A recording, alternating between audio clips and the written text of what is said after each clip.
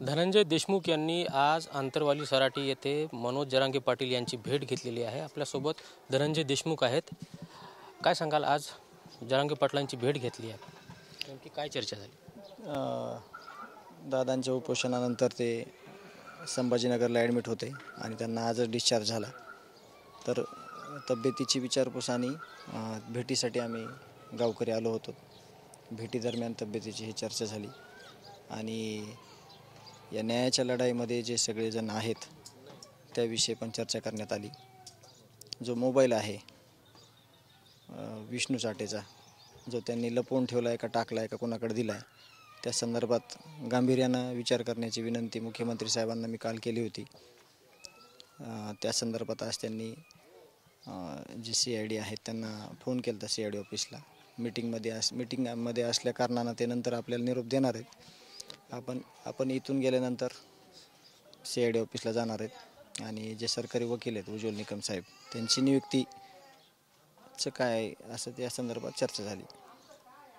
संतोष देशमुख यांच्या हत्येचं राजकीय भांडवल केलं जातं असे फाके म्हणालेत, कसं पाहता याकडे? नाही, सकाळीच बोललो मी की न विचारता सल्ला कोणी दिला तर ते चुकीचं होईल। आपण जे न्यायाच्या भूमिकेत आहेत, मग ते लोकप्रतिनिधी आहेत, सामाजिक कार्यकर्ते आहेत, याच्यामध्ये सर्व स्तरातील लोक आहेत, सर्व जाती धर्मातील आहेत। जे न्यायाच्या भूमिकेत आहे, जे दुःखात आले होते, ज्यांनी सांत्वन केलं, ज्यांनी गावासाठी सगळ्या आपले प्रयत्न केले की दुःखातून कसं सावरून घ्यावं किंवा हा न्याय कसा घ्यावा, त्याच लोकांनी आत्ता म्हणजे जर आपण कुणाला म्हणलो तर इंटरेस्ट घेण्यात त्यांचं अर्थ आहे। बिना विचारता आपल्याला सल्ला द्यायला म्हणजे आपल्याकडं भरपूर हे सगळा समाज आहे 18 पगड जातीतील। बिना विचारता सल्ला द्यायचं कुणाचंच काम नाही आपल्याला। आणि आपण ज्या दिशेनं चाललो आहे न्यायाच्या, त्या दिशेत ते जर सुरुवातीपासून असते किंवा त्यांनी काहीतरी प्रयत्न केले असते तर आपण ऐकून घेतलं असतं। आपल्याकडं सगळं गाव आहे, सगळ्या जाती धर्मातील लोक आहेत आणि आपण न्याया व्यतिरिक्त दुसरं काही मागत पण नाही आहेत।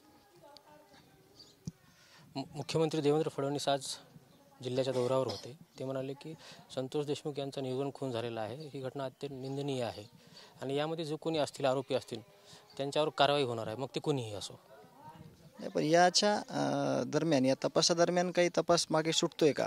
पोलीस प्रशासनाकडून जो तपास दिलेला आहे तो व्यवस्थित गेला आहे का? हे पण तितकंच महत्त्वाचं आहे। आणि ज्या कारवाया होणार आहेत, जे बाकीचे आरोपी जे आहेत, ज्यांना की सहआरोपी म्हणजे आत्तापर्यंत केलं गेलेलं नाही, त्या संदर्भात आणि ज्या काही क्युरीज राहिलेल्या आहेत ह्याच्यामध्ये, जसं की मोबाईल हरवलेला आहे, आपण मोबाईलशिवाय राहू शकत नाही। मोबाईल हरवायचं काही कारणच नाही। मोबाईल हा जाणीवपूर्वक लपवलेला आहे आणि त्या मोबाईलमध्ये सर्व डेटा आहे, जेणेकरून हे सगळे आरोपी, त्यांचे फोन कॉल, व्हिडिओ कॉल आणि सर्व ह्याच्यातले जे पुरावे आहेत ते त्या मोबाईलमध्ये आहेत। मोबाईल महत्त्वाचा आहे। नुसता त्या मोबाईल हरवल्याचा किंवा त्यांनी नष्ट केल्याचा म्हणजे त्याच्यावर गुन्हा नोंद होऊन महत्त्वाचं नाही। त्याच्यातले सगळे पुरावे बाहेर आले पाहिजेत, तर तपासात गती येईल आणि सगळे हे आरोपी आहेत यांच्या अजून खोलापर्यंत जायला सोपं जाईल। तपास व्यवस्थित होतोय का होत नाही? आता हा मोबाईलचा जो आम्ही मुद्दा मांडलेला आहे, तशाच प्रकारचे भरपूर काही गोष्टी ह्याच्यातल्या राहिलेल्या आहेत पाठीमागं। पहिल्या दिवसापासूनचा जो तपास आहे 6 तारखेपासूनचा, त्याच्यात बऱ्याचशा गोष्टी सुटलेल्या आहेत। आम्ही ते अनुभवानं तुम्हाला जे अभ्यास केला आहे त्यामुळे आम्ही बोलत आहेत। तर त्याच्यातले जे काही सुटलेल्या गोष्टी आहेत त्या आम्ही लवकरच CID ऑफिसला मांडणार आहोत आणि त्याविषयी लेखी उत्तर त्यांच्याकडून घेणार आहोत। तर हे होते धनंजय देशमुख। कॅमेरामॅन आप्पासाहेब मोहरकरसह मी यशपाल भोसले, TV9 मराठी, आंतरवाली सराटी, जालना।